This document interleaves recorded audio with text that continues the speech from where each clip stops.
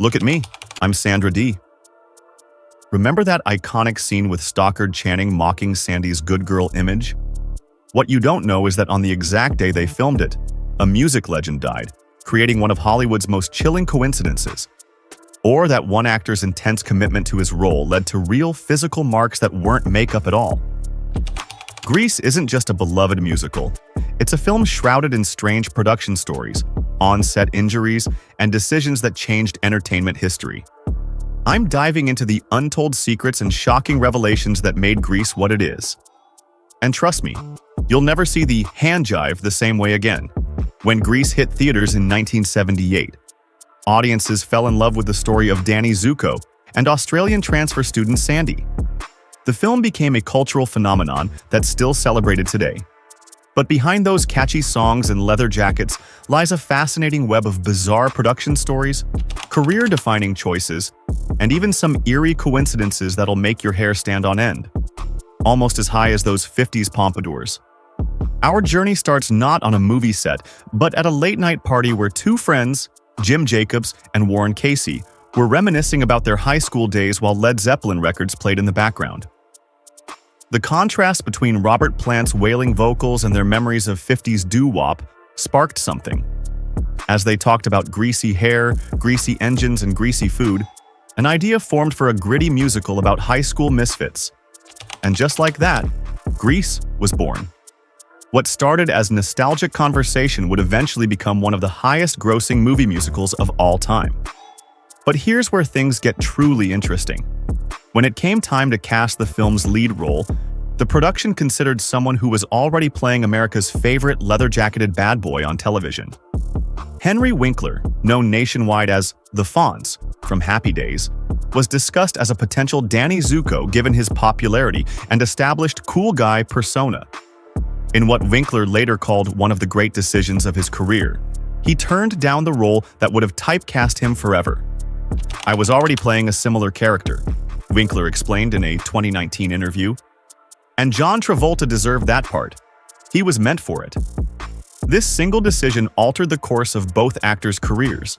Travolta skyrocketed to superstardom, while Winkler avoided being forever labeled as the same character in different clothes. Speaking of casting decisions, the character of Sandy underwent a fascinating transformation that few fans realize. In the original stage musical, she wasn't Australian at all. She was Sandy Dombrowski, a Polish-American teenager. But when Australian singer Olivia Newton-John was offered the role, the filmmakers made a critical change to accommodate her accent and background. They reimagined the character as Sandy Olsen, an Australian transfer student, adding an additional layer of fish out of water to her story and emphasizing the contrast between her wholesome demeanor and the rebellious American greasers. Now, let me take you behind the scenes of one of the film's most energetic sequences, the Greased Lightning number. What looks like an exhilarating dance routine on screen was actually the beginning of a tragic story for Jeff Conaway, who played Catchy. During filming, Conaway suffered a serious back injury that would plague him for the rest of his life. The pain became so unbearable that he eventually turned to substances to cope, beginning a long and public struggle that was later documented on television when he appeared on Celebrity Rehab in 2008. Sadly, years of substance abuse took a devastating toll, and Conaway passed away in 2011 at the age of 60. A high-energy movie moment literally changed, and ultimately shortened, his life. Did you know that one famous music icon was on the filmmaker's wish list for a role in Grease, but never made it to the screen? The king of rock and roll himself, Elvis Presley, was reportedly among those considered for the role of Teen Angel, which eventually went to Frankie Avalon. While Elvis never appeared in the film, his influence was still felt in a powerful and eerily coincidental way. During the slumber party scene, Stockard Channing's character Rizzo performs "Look at Me, I'm Sandra Dee," which includes a reference to Elvis. In one moment, she swivels her hips next to a picture of Elvis while singing about keeping that pelvis far from me.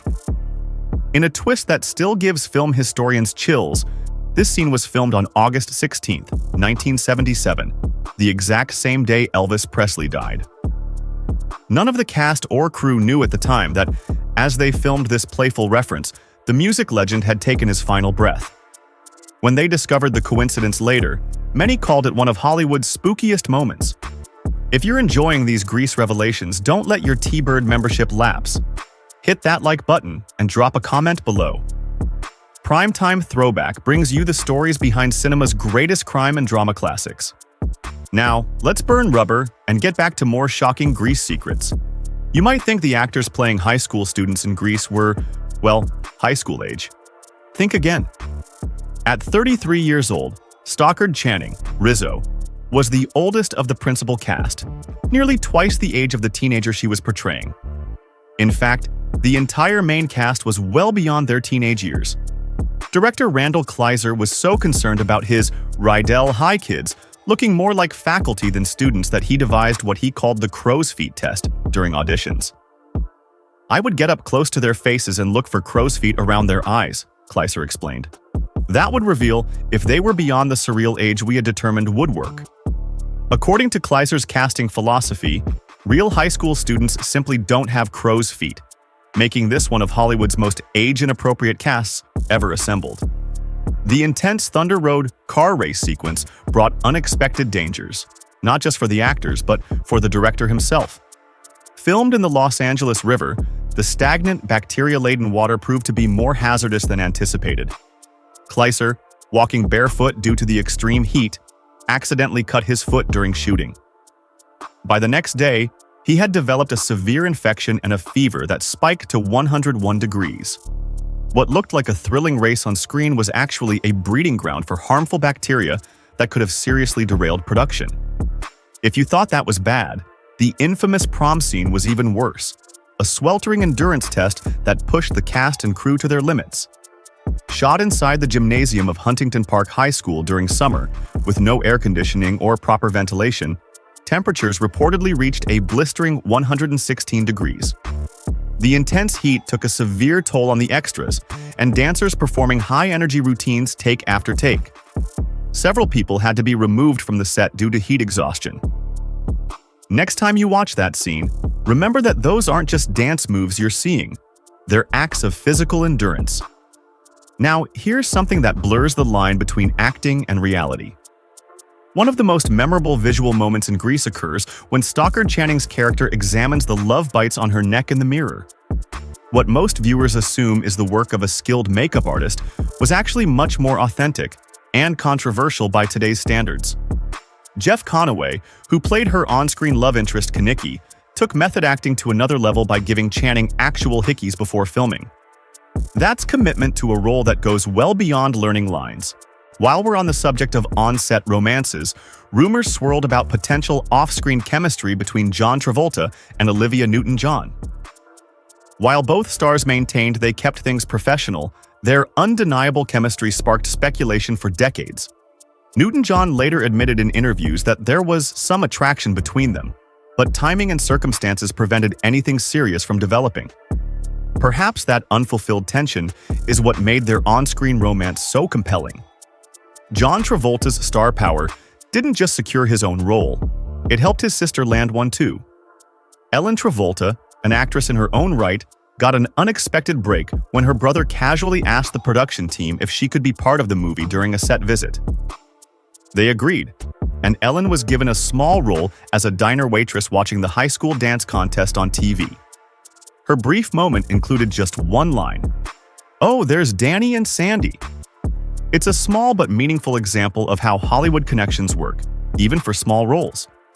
Finally, let me tell you about one of the most uncomfortable wardrobe situations in film history. For the famous finale when Sandy reveals her transformed bad girl look, a catastrophe nearly derailed the pivotal scene. The zipper on Newton-John's skin-tight black pants broke, threatening to ruin the climactic moment. Instead of replacing the outfit, the costume team made a drastic decision. They literally sewed Newton-John into the pants. This quick fix created a new problem. The actress couldn't use the bathroom or drink water during an entire day of shooting in sweltering heat. The transformation that made audiences' jaws drop came with a physical discomfort few viewers could imagine. From method acting that left real marks, to sewn-in costumes, to an eerie Elvis coincidence, Grease's legacy goes far beyond handjives and summer lovin'. These stories reveal the extraordinary lengths the cast and crew went to create what seemed like effortless movie magic. Grease's influence extends well beyond its own success. The film helped revitalize the movie musical genre and paved the way for future productions. Travolta carried his newfound stardom straight into Saturday Night Fever, cementing his status as a cultural icon of the 70s. Later films like Cry Baby with Johnny Depp deliberately played on Grease's established tropes, showing how the film had become a template for exploring teenage rebellion and romance. Even modern hits like Hairspray owe a debt to Grease's blueprint of combining nostalgia, music, and youth culture. Next time you watch Grease, you'll see it through entirely new eyes, recognizing the physical toll, bizarre coincidences, and career-defining decisions that shaped every frame, and how those elements influenced decades of entertainment that followed. If this deep dive into Grease hit you like greased lightning, make sure you're part of the Prime Time Throwback family. Smash that subscribe button and ring the bell so you don't miss our next journey into cinema's greatest hits and hidden stories. We're diving into The Godfather's shocking behind-the-scenes secrets next week, and you won't believe what Marlon Brando actually put in his mouth for that cotton ball scene. This is Prime Time Throwback, where the real drama happens behind the camera.